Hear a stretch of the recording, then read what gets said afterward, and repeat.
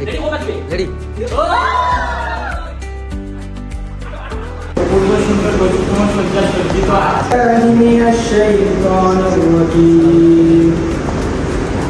বিসমিল্লাহির রহমানির রহিম। আজকের এই অনুষ্ঠানে আজকের এই সব কিছু আয়োজন করেছে আমাদের আর্টিস্ট ক্লাসরুমের কর্তৃপক্ষ এবং আজকের এই দিনটি আমাদের কাছে বিশেষ মহত্ব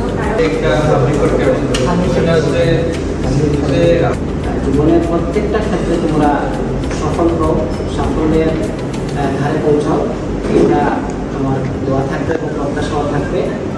ইঞ্জিনিয়ার হবো, ডাক্তার হবো, মানুষের কল্যাণে কাজ করব, দেশের কল্যাণে কাজ করব, নিজের যে পরিবার আছে, নিজের যে মা বাবা আছে, নিজের যে ভাই বোন আছে, প্রত্যেকের এটা প্রত্যেকেরই স্বপ্ন। কিন্তু এই স্বপ্নটাকে বাস্তবায়িত করতে হলে আমাকে খুব কঠোর পরিশ্রম করতে হবে, চেষ্টা করতে হবে। তো বিষয়টা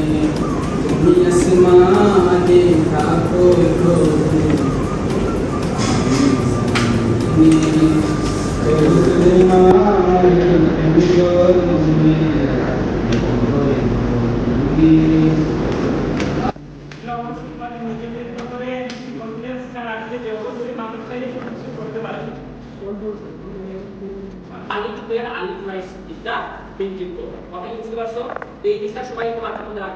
আরেকটা জিনিস, বোর্ডের যে খাতাটা থাকে এই খাতার মধ্যে দেখবা কারণ আবল থাকে সে ছেলে নাকি এইটাও কিন্তু চা জানবে না, শুধু দেখবে খাতার লেখাটা তুমি কোন স্কুলের সেটাও জানবে না, ফার্স্ট গার্ল নাকি সেকেন্ড গার্ল, ফার্স্ট গার্ল নাকি সেকেন্ড গার্ল সেটাও জানবে না, শুধু তোমার লেখাটা থাকে। এই জন্য ওই খাতাটা যত সুন্দর করে লিখতে পারো, যত ডেকোরেট করে লিখতে পারো, তত ভালো তোমাদের মার্কস। এই জন্য আমি তোমাদেরকে বলবো, তোমরা তোমাদের খাতা আমরা দেখেছি, আসিফ স্যার দেখেছেন, আলমুল স্যার দেখেছেন, এলিয়া স্যার দেখেছেন, আমরা সবাই মিলে এই খাতাগুলো আমরা চেক করেছি এবং প্রত্যেক সাবজেক্টের টিচারই কিন্তু খাতাগুলো দেখেছেন। তোমাদের লেখার মধ্যে কিছু ভালো দিক আছে, আবার কিছু খারাপ দিক আছে। অনেকে কি করো, এই যে রাসেল স্যার যেটা বলছেন, আমাদের আহমেদ স্যার ওইটা বলছেন যে বৃত্ত গড়ানোর ক্ষেত্রে এই জিনিসটা খেয়াল রাখতে হবে, প্রথম নাম্বার লিখে তারপর ওই নিচে নিচে জিনিসটা ক্লিয়ার করতে হবে। তুমি যদি রোল নাম্বার রেজিস্টার নাম্বার ভালো করে না লিখে তোমার রেজাল্ট আসবে না, তোমার রেজাল্টটা ফেল দেখাবে, তুমি ফেল করে ফেলো, বিষয় কোনো ভালো ফেল দেখাবে। এই জন্য প্রথমে তোমাদের এই যে ওয়েভার শিটটা আছে, রেজিস্ট্রেশন নাম্বার রোল নাম্বারটা পারফেক্টলি ফিল আপ করবা, দেন হচ্ছে গিয়ে তোমার